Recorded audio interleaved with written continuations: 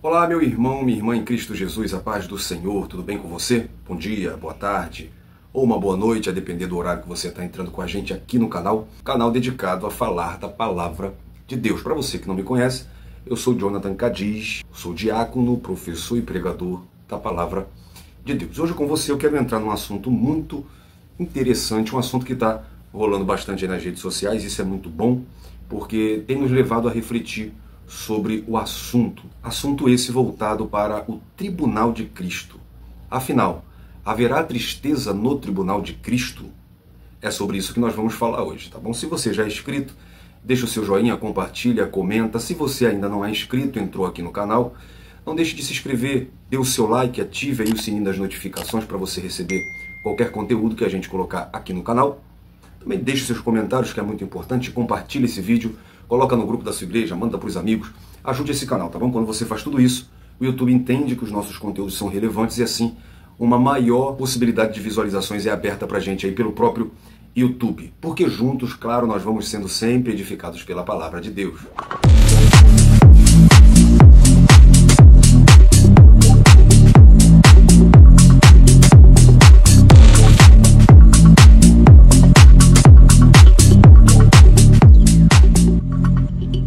Haverá tristeza no tribunal de Cristo? Lembrando que vamos analisar este evento e este tema partindo do ponto de vista pré-tribulacionista dispensacionalista, tá bom? Então, eu vou analisar o tema com a ótica pré-tribulacionista dispensacionalista, que é aquela que nós da Assembleia de Deus, se você não é da Assembleia de Deus, pode ter um pensamento em comum ou não, vários pontos vão se correlacionar sem depender daquilo que você segue, se você é pós-tribulacionista ou se você é pré, tá? Porém, eu vou analisar dessa perspectiva. Bom, em primeiro lugar, o que é o Tribunal de Cristo? Muita gente não sabe o que é o Tribunal de Cristo, por isso que eu disse que esse assunto é muito bom, esse debate que anda tendo aí nas redes sociais é muito bom porque tem levado a igreja a estudar sobre o assunto, a querer entender sobre o assunto. Então isso é muito bom. Então tem muita gente que não sabe o que é o Tribunal de Cristo. Bom, o Tribunal de Cristo será um evento que ocorrerá após o arrebatamento da igreja. Após o arrebatamento da igreja, a igreja é apresentada a Cristo para um tribunal, onde cada crente é recompensado por suas obras no serviço cristão. E estará em evidências nesse tribunal, em primeiro lugar, o trabalho que empreendemos por amor a Cristo na edificação da sua obra. Isso está em 1 Coríntios 3, do 10 ao 15, daqui a pouco a gente vai ler. Em segundo lugar, o uso que fizemos do nosso corpo, em 2 Coríntios capítulo 5, versículo 10. Alguns entendem corpo aqui como corpo de Cristo, mas o contexto parece indicar o nosso corpo como templo do Espírito. Então, o que eu fiz com o meu corpo para o serviço cristão também estaria em evidência. Em terceiro lugar, o modo como tratamos os nossos irmãos, Romanos 14, 7.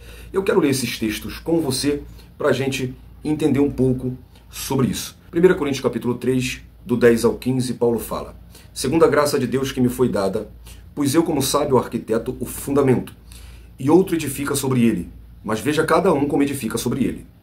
Porque ninguém pode pôr um outro fundamento. Perceba que a linguagem aqui, arquiteto, fundamento, edificação, é uma obra. Está falando, claro, da obra de Deus, que o grande edificador é Cristo. Porque ninguém pode pôr outro fundamento além do que já está posto, qual é Jesus Cristo. E se alguém sobre esse fundamento formar um edifício de ouro, prata, pedras preciosas, madeira, feno e palha, são os elementos que são usados aqui por Paulo para simbolizar as obras.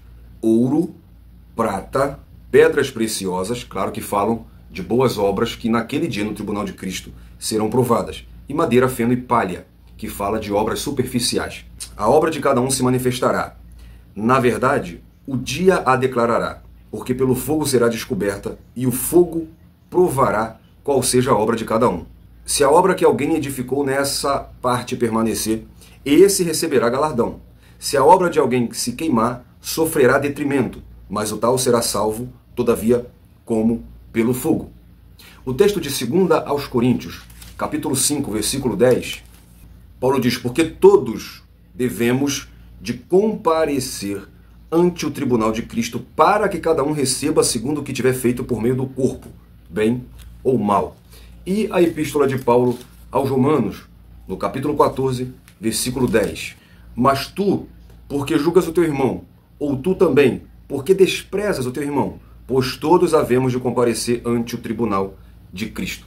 Além destes textos, Paulo também fala aos Filipenses, capítulo 1, versículo 23, 1 aos Coríntios, capítulo 9, 16 e 17, também na Epístola de João, 1 João, capítulo 1, versículo 8, e o próprio Cristo fala em Mateus, capítulo 10, versículo 42. E qualquer que tiver dado, só que seja um copo de água fria a um desses pequenos, em nome de discípulo, em verdade vos digo, que de modo algum perderá o seu galardão. Agora, aonde ocorrerá o tribunal de Cristo? 1 aos Tessalonicenses, capítulo 4, Paulo fala que nós seremos arrebatados e nos encontraremos com Cristo nas nuvens, e estaremos com ele nos ares. Então, nas nuvens, nos ares, que do grego é aer, significa região atmosférica, que Paulo também usa essa linguagem de ares em Efésios capítulo 2, versículo 2. A palavra usada em Romanos 14, 10, que é beima, significa local elevado, plataforma alta, tribuna assemelhada a um trono. Então dá-se a entender que o tribunal de Cristo ocorrerá no segundo céu. Sempre lembrando que nós temos o nosso céu visível, o segundo céu, que é o céu atmosférico, e o terceiro céu, que é o céu como morada de Deus. Então parece que ainda não é o terceiro céu, mas o segundo céu. Mas isso cabe especulações. E sempre lembrando aqui que a escatologia é uma das matérias da teologia mais incerta, ou melhor, é a matéria mais incerta da teologia, por termos diversos assuntos que não temos certeza. Eu posso repetir isso aqui algumas vezes durante esse vídeo. Então, antes de irmos para as bodas do Cordeiro, nós vamos nos apresentar a Cristo. Antes de se sentar à mesa com ele para ceiarmos, antes da noiva encontrar com o noivo nas bodas do Cordeiro, a igreja vai ser apresentada diante dele em um tribunal, aonde seremos recompensados com galardões por nossas obras. O que vem a ser? O que são galardões? Galardão é recompensa ou prêmio pela realização de uma grande obra. Significa também honra e glória. Paulo chama o galardão, por exemplo, em 2 Timóteo 2, do versículo 4 ao 8, de coroa de justiça. Ele fala, para mim já está reservada a coroa da justiça. Os galardões têm a ver, sobretudo, com o nosso grau de glorificação em Cristo. Segundo aos Coríntios, capítulo 3, versículo 18, Paulo diz, mas todos nós, com cara descoberta, refletindo como um espelho a glória do Senhor, somos transformados de glória em glória, na mesma imagem como pelo Espírito do Senhor. Mas o galardão também implica em premiações celestiais, que uns entendem como moradas e suas respectivas posições em relação ao trono, adornos, hierarquias ou governos, baseado na parábola dos 10 servos e das 10 minas, aonde, segundo a fidelidade de cada um foi colocado sobre posições diferentes. Assim como Paulo usa o termo coroa da justiça, muitos textos mostram galardão como coroa incorruptível, como 1 Tessalonicenses 2, 2 Timóteo 2, 8, 1 Pedro 5, 4, Apocalipse 2, 10, Apocalipse 2, 26, Apocalipse 3, 11. Agora, não importa exatamente no que consistam os galardões. A certeza que temos é de que são recompensas valiosas e que vale a pena trabalhar por elas. Jesus foi um grande incentivador dos galardões. Um texto que eu já li aqui, por exemplo, em Mateus 10, 42, Jesus fala que até um copo d'água será recompensado com galardão.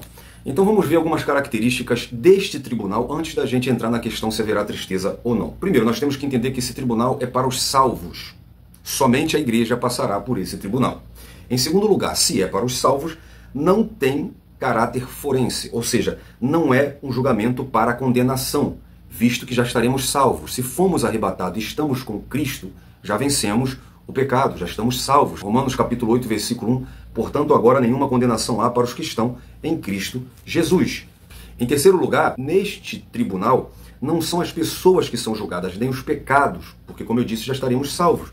Portanto, o problema do pecado já foi resolvido na cruz para aqueles que confessam Cristo como seu Salvador. Em 1 João capítulo 2, versículo 2, porque ele é a propiciação pelos nossos pecados, e não somente pelos nossos, mas também pelos do mundo todo. Portanto, não envolve critérios para a salvação, e sim um julgamento das obras para ganho de galardão. E eu nem digo para perca, porque eu perco o que eu tenho. Portanto, eu não vou perder galardão, eu vou deixar de ganhar. Então, em quarto lugar, se é para os salvos arrebatados, é importante entendermos que já estaremos glorificados. 1 Tessalonicenses capítulo 4, versículo 14, porque se cremos que Jesus morreu e ressuscitou, assim também aos que em Jesus dormem, Deus os tornará a trazer com ele. Então, no momento do arrebatamento, nós seremos glorificados. 1 Coríntios capítulo 15, do 52 ao 54, no momento, no abrir e fechar de olhos, ante a última trombeta, porque a trombeta soará e os mortos ressuscitarão incorruptíveis, e nós seremos transformados. Porque convém que isto que é corruptível se revista da incorruptibilidade, que isto que é mortal se revista da imortalidade. E quando isto que é corruptível se revestir da incorruptibilidade, e isto que é mortal se revestir da imortalidade, então cumprir-se-á a palavra que está escrita: tragada foi a morte na vitória. Paulo fala nos Filipenses capítulo 3, versículo 20 e 21, pois a nossa pátria está no céu, donde esperamos o nosso Senhor e Salvador Jesus Cristo, que transformará este nosso corpo mortal em um corpo glorificado. 1 João capítulo 3, versículo 2, seremos como ele é, porque como ele é, o veremos. 1 Coríntios capítulo 13, versículo 12, Paulo diz que agora nós vemos como um espelho, como um enigma, mas então veremos face a face. Agora conheço em parte, mas então conhecerei como também sou conhecido. Portanto, no tribunal nós já teremos vencido o pecado, vencido a morte, a natureza corruptível já foi revestida da incorruptibilidade. Significa que não teremos mais imperfeições, sentimentos e emoções que são frutos do pecado. Outra característica desse tribunal é que o próprio Cristo será o juiz. Aquele dia o Senhor Jesus estará sentado no trono para julgar as nossas obras final. Todo julgamento foi confiado às mãos do Filho. 1 Coríntios 4, versículo 5, portanto nada julgueis antes do tempo até que o Senhor venha, o qual também trará à luz as coisas ocultas das trevas e manifestará os desígnios dos corações, e então cada um receberá de Deus o louvor. 2 Timóteo 4, 8, desde agora a coroa da justiça me está guardada, a qual o nosso Senhor, justo juiz, me dará naquele dia, e não somente a mim, mas também a todos os que amarem a sua vinda. Então Jesus é o justo juiz, é ele que irá julgar as obras, né? E ele examinará o resultado da obra de cada um, e a obra que resistir a essa prova resultará em galardão para aquele que a Cristo se apresentar. Então, qual será a pauta do julgamento no tribunal de Cristo? De acordo com as Escrituras Sagradas, a pauta do julgamento consistirá em seguintes itens. Primeiro, todas as obras. E aí está as referências bíblicas para você que eu não vou ficar repetindo para ganharmos tempo. Segundo, recompensas pelo bem. Se você quiser, tira o print e vai nos textos, até para você montar um estudo. Terceiro, aprovação pelo trabalho feito. Quarto, cobrança e constrangimento pelas negligências. A palavra grega phaneros, usada para comparecer, significa também tornar público ou conhecido de todos.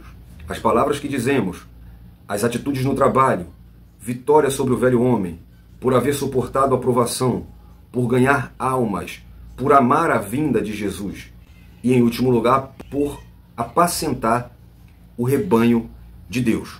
Agora, nós não podemos confundir o tribunal de Cristo com o julgamento final ou, né, o grande julgamento do trono branco. Embora existam interpretações que acreditam ser o juízo final e o tribunal de Cristo o mesmo evento, não parece ser o mesmo evento, embora a escatologia, como eu disse, tenha muitas pautas incertas. E como eu disse, eu pretendo estou analisando esse tema sobre a perspectiva pré-tribulacionista dispensacionalista. Claro que nós vamos ter, como eu disse no começo, muitos pensamentos em comum, tá? Mas algumas coisas, a questão de ser pré ou pós vai influenciar. Agora, dá para se ter as duas interpretações? Sim. Porém, enquanto o tribunal é para os salvos, para a recompensa, o juízo final aparece ímpios para a condenação. Apocalipse capítulo 20, a partir do versículo 11 até o versículo 15, João vê um grande trono branco e o que estava sentado sobre ele, cuja presença fugiu a terra e o céu e não se achou lugar. Ele viu os mortos, grandes e pequenos, que estavam diante do trono, e abriram-se os livros, tá? E abriu-se outro livro, que é o livro da vida. E os mortos foram julgados pelas coisas que estavam escritas nos livros segundo as suas obras. Perceba que no versículo 14 e 15 diz que a morte e o inferno foram lançados no lago de fogo, que é a segunda morte. e aquele que não foi achado escrito no livro da vida foi lançado no lago de fogo. Então, aparece ímpios para a condenação, diferente do tribunal de Cristo, que serão salvos para a recompensa. Enquanto o tribunal é após o arrebatamento, e isso pós e pré vão concordar, o juízo final ou o tribunal do grande trono branco será após o milênio. Apocalipse capítulo 20, versículo 7, e acabando-se os 1000 anos. No capítulo 20 mostra o período milenial, e a partir do versículo 7 o fim desse período milenial. No versículo 11 já mostra o juízo final, ou o tribunal do grande trono branco. E aí no capítulo 21 entra nos novos céus e a nova terra. Então perceba que, enquanto o tribunal de Cristo acontece após o arrebatamento da igreja, antes do milênio, o juízo final é após o milênio. Daqui em diante, após o capítulo 21, novo céu, nova terra, a nova Jerusalém, então se entra no estado eterno, na eternidade. Estado eterno para os ímpios, sofrerão eternamente, e os salvos estarão eternamente com Cristo. Entendendo tudo isso, vem então a pergunta: haverá tristeza no tribunal de Cristo? Temos que ser honestos em afirmar que não há certeza que sim ou que não. O que mais me chama a atenção é que as pessoas têm a sua interpretação e elas trazem isso como uma verdade absoluta, principalmente se tratando de escatologia. Então a primeira questão é reconhecermos que não há certeza absoluta que sim ou que não. Se houvesse uma certeza que sim, quem dissesse que não seria um herege, ou vice-versa.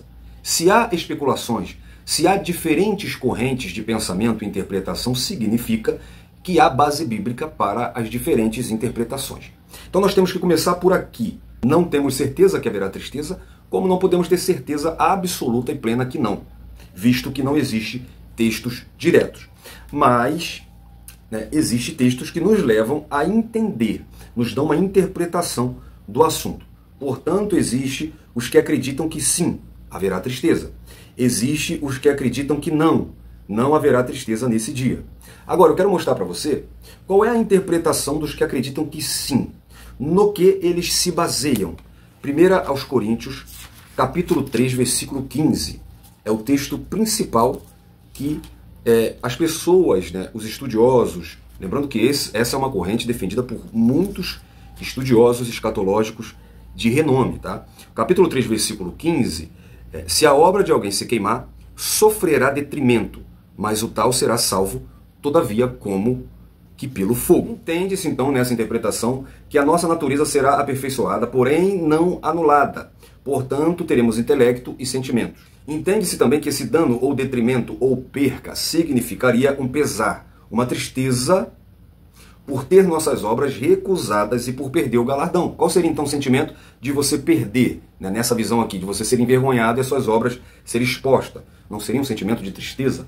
Outro argumento é que Deus se entristece, o Espírito Santo também, portanto nós nos entristeceremos. Então seria uma tristeza momentânea, diferente da tristeza que sentimos, um pesar e não um remorso. Não uma tristeza consequente da queda, seria uma tristeza consequente da perca do galardão no momento da exposição, do confronto. Teria um sentimento de perca. Todavia, embora nosso intelecto e emoções ainda estejam em evidência, a tristeza dará lugar à alegria, ao senso de justiça. Porque como eu terei consciência e ficarei feliz mesmo sabendo que aquele meu parente, aquele meu amigo, meu irmão, alguns casais, esposo, não vê a esposa, pais não vê os filhos, filhos não vê os pais naquele grande dia e saber que eles sofrerão eternamente no inferno. Como que eu posso ter esse sentimento de tristeza ainda e eu posso me sentir alegre diante dessa situação? E, portanto, me dá a entender que a tristeza será anulada. O detrimento ou perca, citado em 1 Coríntios 3,15, são detrimentos e percas que as obras sofrerão ao serem provadas no fogo. Algumas serão recusadas. Portanto, a perca, o detrimento que o texto se refere será da obra, visto que não sou eu que estarei sendo julgado, mas as minhas obras. Então fica uma pergunta: será que recebendo a salvação, estando glorificado, estando com Cristo, a perca de obras me fará se entristecer? Para isso eu quero compartilhar com você o texto de Lucas, capítulo 10, do 17 e também o 20. E voltaram os 70 com alegria, dizendo: Senhor, pelo teu nome até os demônios se nos sujeitam. Então Jesus responde no versículo 21, mas não vos alegreis porque se vos sujeitem os espíritos. Alegrai-vos antes por estar os vossos nomes escritos nos céus. Então mostra aqui nesse texto que a alegria da salvação é maior do que a alegria das obras. Eles se alegraram pelas obras que fizeram. Jesus falou para eles que a alegria maior é a alegria da salvação. A alegria das obras nunca pode estar acima da alegria da salvação. Portanto, a perca de obras me fará sentir triste diante do ganho da salvação? Bom, agora, o fato de Deus se entristecer me fará também se entristecer? Nós temos que primeiro entender que isso se trata de antropopatismo, que são sentimentos humanos atribuídos a Deus. É óbvio que não é a mesma tristeza humana. E também, quando a Bíblia relata um entristecimento de Deus ou do Espírito Santo, é sempre por causa do pecado humano. Gênesis 6,6, Deus se arrependeu e pesou-lhe o coração, se entristeceu por causa da iniquidade do homem. Efésios 4,30, não entristeceis o Espírito. Então, a tristeza, quando é citada, atribuída a Deus ou ao Espírito Santo, está sempre relacionada com o pecado do homem. E nós já teremos vencido o pecado. Portanto, o que mais nos faria se entristecer? Se comparar a tristeza de Deus com a nossa tristeza, a tristeza de Deus é resultado do pecado do homem, algo que não existirá mais na nossa natureza. Se alguém dissesse que haveria tristeza nesse sentido, então eu ficaria triste de ver meus entes queridos que não subiram. Eu me entristeceria pelo pecado alheio, que é o sentimento de tristeza atribuído na Bíblia a Deus. Então vamos lá, seria uma tristeza momentânea pela perca do galardão? Eu estarei triste pela perca do galardão, mesmo ganhando a salvação? Mesmo estando com Cristo? Não seremos motivados pelo ganho de recompensa, mas sim pela alegria plena da salvação, pela plena comunhão com Cristo, por estarmos com Ele e termos vencido a morte, o inferno, o pecado. Galardão será apenas uma recompensa. Eu não acredito que ganhá-lo, porque, como eu disse, ninguém perde, porque eu perco aquilo que eu tenho. Um atleta não perde uma medalha que ele não ganhou na Olimpíada. Então, eu não acredito que isso resultará em tristeza. Portanto, eu acredito que não haverá tristeza no tribunal de Cristo, entendendo que, 1 aos Tessalonicenses, capítulo 4, versículo 13, não quero, porém, irmãos, que sejais ignorantes acerca dos que já dormem, para que não vos entristeçais, como os demais que não têm esperança. Então, quando Paulo fala do arrebatamento, em 1 Tessalonicenses 4, é justamente para que os irmãos deixassem aquela tristeza pela perca dos entes queridos. Então, do versículo 16 ao 18, Paulo diz, porque o mesmo Senhor descerá do céu, com alarido e com voz de arcanjo e com a trombeta de Deus, e os que morrerem em Cristo ressuscitarão primeiro. Depois nós, os que ficarmos vivos, seremos arrebatados juntamente com Ele nas nuvens, a encontrar o Senhor nos ares, e assim estaremos sempre com o Senhor.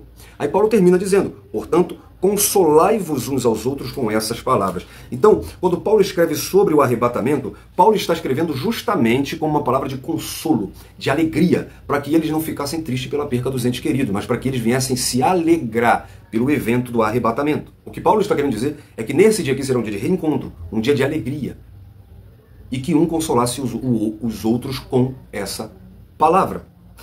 João capítulo 16, versículo 20 ao versículo 22, o contexto é a volta de Cristo, e Jesus fala assim, na verdade vos digo, que vós choraste e vos lamentarei, e o mundo se alegrará, e vós estarás tristes, mas a vossa tristeza se converterá em alegria. Quando essa tristeza se converterá em alegria? Aí Jesus faz uma alusão a um parto, onde antes de ter o filho, a mulher sofre as dores desse parto. A mulher, quando está para dar à luz, sente tristeza porque é chegada a sua hora. Mas depois de ter dado à luz a criança, já não se lembra da aflição pelo prazer de haver nascido um homem no mundo. Lembrando sempre que dores de parto são sempre mostradas simbolizando a volta de Cristo. O 22. E o contexto aqui está falando justamente da ida de Cristo e do retorno dele. Quando ele fosse, eles se entristeceriam. Mas quando ele voltasse, eles se alegrariam. Aí o versículo 22 ele diz assim, ó, assim também vós, agora na verdade tem de tristeza, mas outra vez vos verei. Quando? No arrebatamento da igreja. E o vosso coração se alegrará, e a vossa alegria ninguém vô-la tirará. Portanto, o sentimento de ser arrebatado e estar com Cristo é alegria plena, alegria abundante, júbilo, gozo, que não pode ser tirada por ninguém. Se Jesus está falando que a vossa alegria ninguém tirará, portanto, nada pode tirar essa alegria. Muito menos eu deixar de ganhar um galardão. Eu acho uma interpretação muito humana. Eu acho que quando nós analisamos o arrebatamento, o tribunal de Cristo, que seja da nossa perspectiva humana, nós acabamos não percebendo a grandeza do fato. Não percebendo que é estar com Cristo, sem pecado, sem morte. Nada vai nos atrapalhar de estar com Ele. Quando eu entendo isso, eu entendo que estaremos em uma dimensão diferente, uma natureza diferente, em um estado diferente, e eu consigo imaginar que é difícil ter tristeza estando em comunhão plena com Cristo. Epístola de Judas, versículo 24, visto que Judas só tem um capítulo, o apóstolo Judas diz assim: ora, aquele que é poderoso para vos guardar de tropeçar e apresentai-vos irrepreensíveis com alegria perante a sua glória. Então será um momento de júbilo, de alegria. Estar perante a glória de Cristo irrepreensível me fará sentir uma alegria, e detalhe, a alegria qual nunca senti.